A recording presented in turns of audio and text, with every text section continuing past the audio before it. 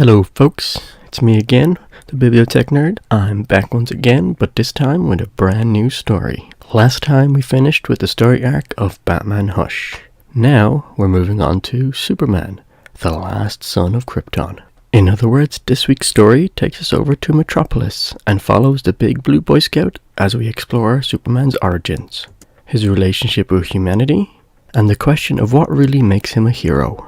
The story is co-written by Richard Donner and Jeff Johns, with the artist for the title being Adam Kubert. I'm going to start with the intro spiel from the novel to set up the story for everyone. Rocketed to Earth when his home planet Krypton faced destruction, Kal-El was just a baby when he arrived on our world. Discovered by the Kents, a down-to-earth couple from Smallville, Kansas, he was named Clark and brought up as their own son. As time passed, it soon became impossible to ignore the differences between Clark and a regular human. Earth's lighter gravity gave him super strength, plus the ability to move at super speed, and even fly. His ability to harness energy from our sun gave him powers such as heat vision. The density of his Kryptonian molecules made him invulnerable to almost any attack. Clark grew up to become Superman, recognized as Earth's defender from the forces of evil. He used his powers to build himself a base, his fortress of solitude in the Arctic. Here he stored his Kryptonian artifacts and learned of his homeworld from a computer simulation of his biological father, Jor-El. Believing himself to be the last Kryptonian, Clark was shocked to find that his planet's prison dimension, the Phantom Zone, still contained survivors from his world. This is where I'll end the intro for the story arc and start on my summary of the various chapters. After a foreboding start in the Fortress of Solitude, our story picks up with Clark and Jimmy Olsen in the Daily Planet. Perry White is not a happy camper with the standard of work that Olsen is bringing him. This whole ordeal is cut short as a strange item crashes through the sky into the city. Superman is on the job to stop it and is completely shocked to discover a child inside. He soon finds out that the boy is in fact Kryptonian. After butting heads with the Department of Meta-Human Affairs, Superman realizes that only he is able to properly look after this boy and keep him safe. He goes back home to Smallville to seek the help of his adoptive parents, Jonathan and Martha Kent. The decision is made that Clark and Lois will adopt the child as their own. The boy hasn't gone unnoticed in the world, and Lex Luthor decides to send Bizarro to capture the boy. A titanic battle ensues in Metropolis as Superman battles Bizarro. The local public transport system definitely seems to take the brunt of the whole ordeal, as their buses are used to a terrifying effect, leaving chaos and wreckage throughout the city. The chapter leaves us with more of the strange crafts falling to Earth, this time around the Fortress of Solitude. General Zod and two companions step out. His intention seems to find his lost son. Chapter 2. With that ending scene, we now start with this chapter with General Zod, his second Ursa, and his ally, Non, in the Fortress of Solitude. They access the computer and learn what they can about Kal-El, while the reader learns about their history on Krypton and their attempted coup. Back in Metropolis, Lois Lane and Clark Kent are about to reveal to the world Christopher Kent, a new addition to the family. This, though, is cut short as General Zod's plan swings into action, and Superman is ambushed by Non. A difficult fight ensues, as his adversaries have years of fighting experience, and they themselves hold similar power to Superman. Lois is also not safe, as Ursa is looking for what she says is her son. There is no way for Lois to defend herself, and the boy is quickly taken by the Kryptonian. Zod's plan is to take over the world and turn it into New Krypton. Their army he will use to achieve this bursts from the sky as more crafts come crashing down to Metropolis, unleashing even more vengeful Kryptonians. With Superman having been weakened, Zod traps him in the Phantom Zone, cutting him off from Earth and ending the chapter. This will only escalate from here on, but I shall leave the last two chapters for the next video. That will also include a special tie-in comic, The Best Day, Superman Annual number 13.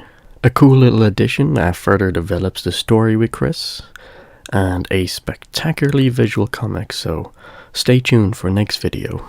But for now, as always, since I've completed the summary, I shall give my own little spiel on the story so far. Story-wise, it's a pretty simple and straightforward premise to follow. The Bird of Chris allowed Zod to escape the Phantom Zone and start his campaign at conquering Earth to create the new Krypton envisioned. But if we go down to the more granular level, our hero Superman is thrust into a path by the arrival of the Superboy Chris, and he must adapt and overcome the new challenges that are presented to him as the story unfolds. It doesn't require that the reader is familiar in any way with Superman, as we are able to pick up the story and follow along without much trouble. The plot itself also steps on some important issues regarding Superman. He is, after all, an alien from a different planet, and it asks the question as to why he decided to become like one of us, and eventually start to defend the world. He definitely could have gone on a unstoppable teenage tantrum and caused havoc if he wanted to. It also asks us the question of what really makes him a hero. Sure, he can lift up trains like nothing and fly across continents in record time, but what actually makes him heroic? These are pretty good questions asked at the very start of the comic, which of course will be further developed and fully fleshed out in the second part with the next video. So for now, I'm going to move on to the arts. The art for this comic is generally bright and visually striking, with only a few small nitpickings that I have with, to be honest, so not that many. The first being the various sizes of Clark/Superman in the story. He does often seem to change disproportionately with other people in the story, which makes it seem slightly inconsistent and can slightly stand out when you start to notice it. In the scene with Perry White at the very start, to be honest, he kind of seems like a weird, chunky monkey in his suit, and he's definitely out of place.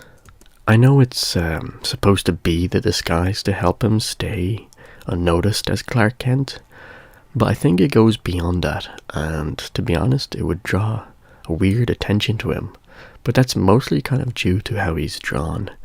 Like when he's back home in Smallville with Lois and his parents, he seems more of a normal size, even though of course Superman is much taller than the average bloke, but he seems more proportional to everyone around him of what he should look like with his grand stature.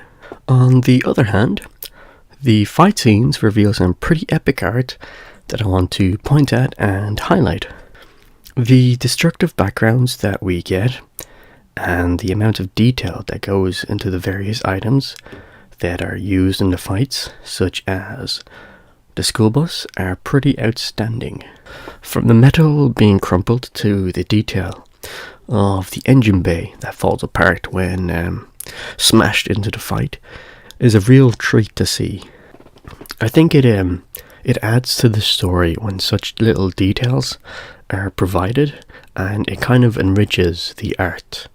Although some of the buildings after the fighting, they kind of seem structurally unsound, so they probably would be collapsing, but in the comic they're just kind of standing there. So maybe those aren't to be included in this little section, but otherwise the little details do enrich the art in my opinion.